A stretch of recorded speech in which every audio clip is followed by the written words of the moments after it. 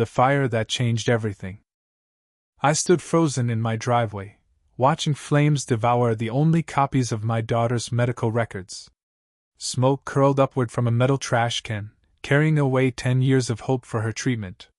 Helen, the HOA president, stood nearby, arms crossed, her smug smile cutting deeper than the fire. She had no idea I was the deputy commissioner for county health and safety, with access to every violation in her pristine neighborhood. My daughter, Lily, was now at risk, her life-changing treatment in jeopardy. But Helen's reign of terror was about to end. My name is Michael Reynolds. 6 months ago, my family moved to Willow Creek Estates, a quiet suburb with single-story homes perfect for Lily, who struggled with a rare nerve condition. The ugly equipment Helen despised was a nerve stimulation device Lily needed to manage her pain. Those burned papers? They were the roadmap to her treatment at a top medical center in Boston. "Rules are rules, Mr. Reynolds," Helen said, citing HOA Bylaws Section 8, Paragraph 4. "No medical equipment visible from the street." I tried to stay calm. "Those papers were Lily's medical records. We need them for her appointment next week. Some tests can't be redone. The doctors have retired or moved." Helen shrugged. "You left them on your porch. They were littering the neighborhood." I was just keeping things tidy. Her dismissive wave felt like a slap. "Remove that device by tomorrow, or it's a $200 daily fine." I was livid. "You should know who I am, Helen." She raised an eyebrow. "And who's that?" "I'm the Deputy Commissioner for County Health and Safety." Her smirk faltered for a second before she recovered.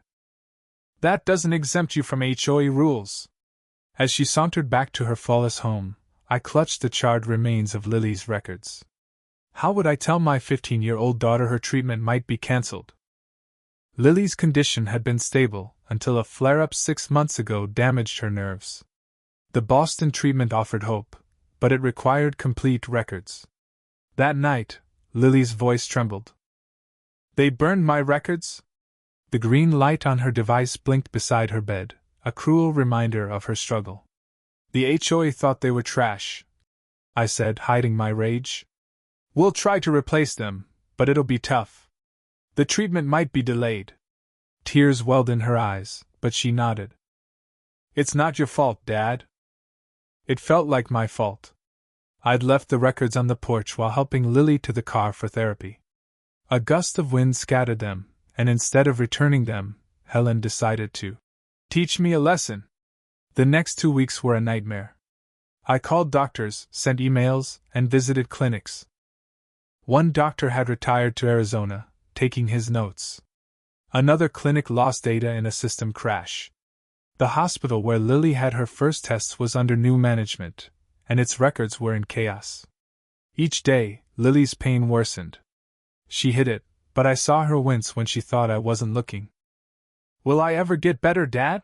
she asked one night, her voice small.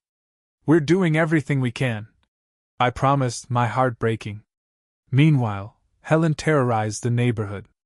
The Parkers were fined $150 for leaving trash cans out too long. The Lopezes got a $200 penalty for their son's basketball hoop. Elderly Mrs. Carter was cited for a wrong-colored mailbox. Every infraction was photographed and punished with escalating fines. But I wasn't idle. My job gave me access to county records, permits, and inspections. I spent nights building a case against Helen and the HOA. The community meeting was set for 7 p.m. At the clubhouse. I arrived early with Lily, setting up my laptop and projector. Helen swept in at 6:55, her blonde hair immaculate, her eyes narrowing at us. "Mr. Reynolds, I hope you're not here to whine about rules you don't like." "Not at all," I said, smiling. "I'm here in my official capacity to discuss community safety." The room was filled with neighbors, more than usual for these dull meetings. Whispers buzzed as people sensed something big. At 7 o'clock, Helen rushed through the agenda, then reluctantly introduced me. I brought Lily and her device to the front. "This is my daughter, Lily. 3 weeks ago, Someone burned her medical records, delaying her treatment and causing her immense pain. Murmurs spread. But I'm not here about that. I'm here as Deputy Commissioner to address serious safety issues in Willow Creek. My first slide showed county permits. Over 4 years, this neighborhood has had unapproved, dangerous modifications, electrical work by unlicensed contractors, faulty pool chemical systems, and structural changes to this clubhouse that could collapse in an earthquake. All approved by the HOA, specifically Helen Baxter. Helen shot Carl, face crimson. This is absurd. The HOA has the right to approve changes without county interference. Actually, I said, HOAs can't bypass county safety laws. That's illegal. My next slide showed HOA finances. Every contractor hired in the last 3 years is registered to an address owned by Helen's husband, David Baxter. Jobs were awarded without bids, at 40 to 60% above market rates. The room exploded. Neighbors shouted questions. I raised a hand. The worst is the community pool. Last week, I tested its chlorine levels. They're dangerously high, explaining the rashes and breathing issues kids had last summer. Mrs. Thompson stood. My son was hospitalized with chemical burns after swimming, Mr. Hayes added. My daughter had an asthma attack after 10 minutes in that pool. Helen banged her gavel. These are lies. Mr. Reynolds is just mad about his fines. This is revenge. I shook my head. These are public records, Helen. As Deputy Commissioner, I'm obligated to report them. The county will investigate Willow Creek, including all HOA activities for the past 5 years. She screamed. You can't. You're biased. I won't handle the case. I said. Commissioner Patel will, starting tomorrow. My final slide showed Lily skating last winter, smiling before her condition worsened. This was Lily 8 months ago.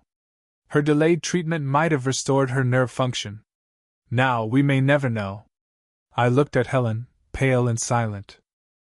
Actions have consequences, not just for breaking HOA rules, but for abusing power and harming others. The room was still. As we left, Lily paused by Helen.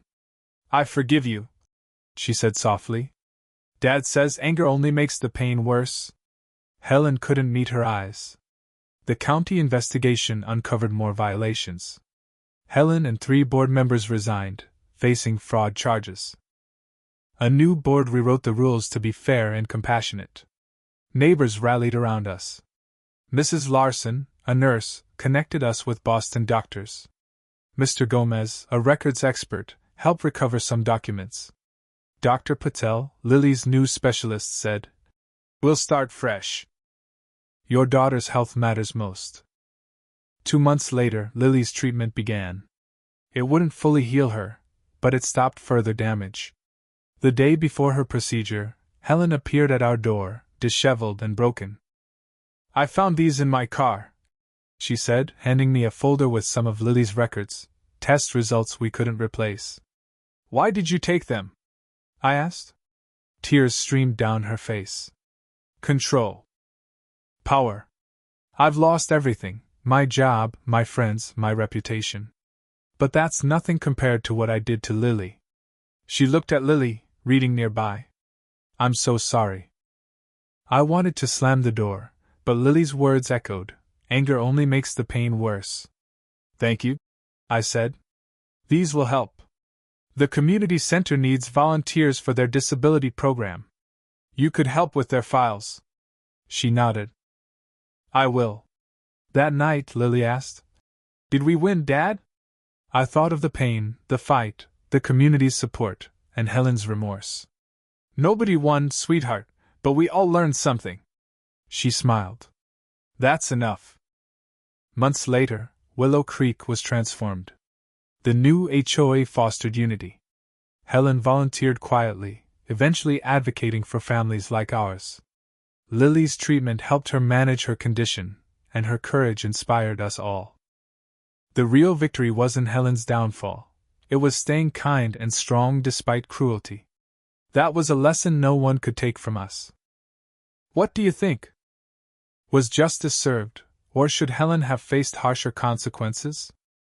How would you handle violence or injustice in your own life? Share your thoughts in the comments below. We'd love to hear your perspective.